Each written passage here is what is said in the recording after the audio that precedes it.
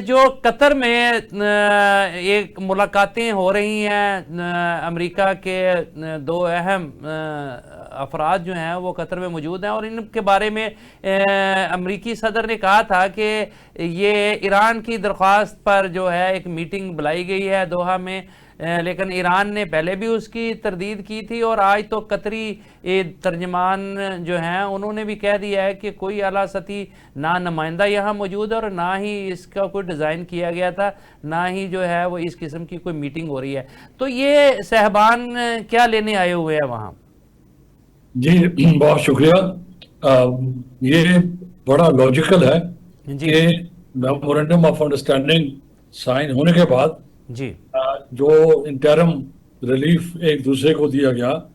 कि ईरान के लिए उन्होंने कुछ पाबंदियां ख़त्म की, कुछ अनफ्रीज किए रिसोर्सेज और कुछ स्टेट ऑफ हार्मोज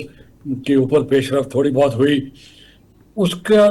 जो भी 14 निकात हैं MOU के,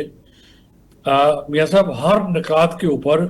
गुफ्तगू होनी है, सही हर निकात के ऊपर नेगोशिएशंस होनी है। जी कुछ निकात मर्ज हो जाएंगे और कुछ निकात इंडिपेंडेंट रहेंगे, उनके ऊपर इंडिपेंडेंट नेगोशिएशन होके एक एग्रीमेंट होगा उसके ऊपर। जी अब ये जो इनकी विजिट है जी इसमें तो लॉजिक नजर आता है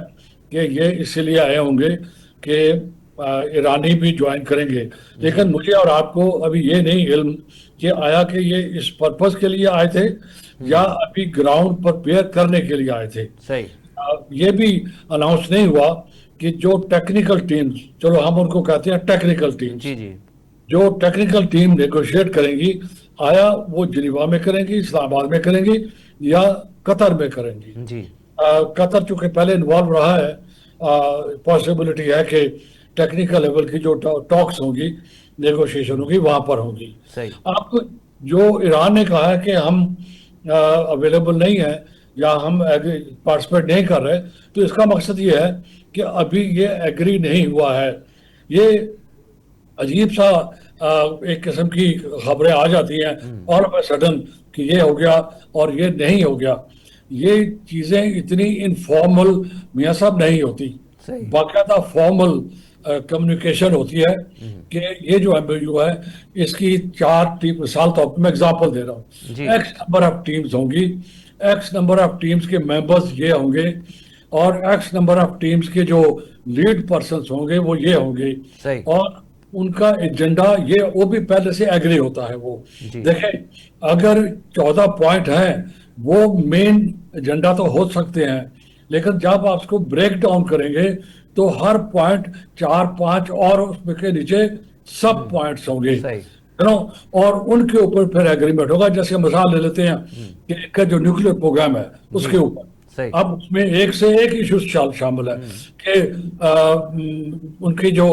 एनरिच यूरेनियम का क्या फ्यूचर होगा,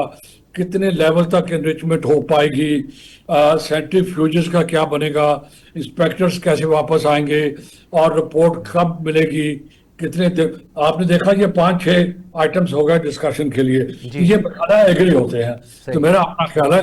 कि ये जो स्पेकुलेशन हो रही है ये बिफोर टाइम है और ये कोई प्रोफेशनल तरीका भी नहीं है नेगोशिएट करने का। इतना बड़ा इशू है, 45 ईयर ओल्ड, इतना बड़ा कॉन्फ्लिक्ट है, इतना बड़ा जंग हुई है, नुकसान हुआ है, दुनिया मुतासर हुई है, और अगर ये दोनों पार्टीज इस तरह ले रही हैं, इजी ले रही हैं, लेट मी कॉल इट,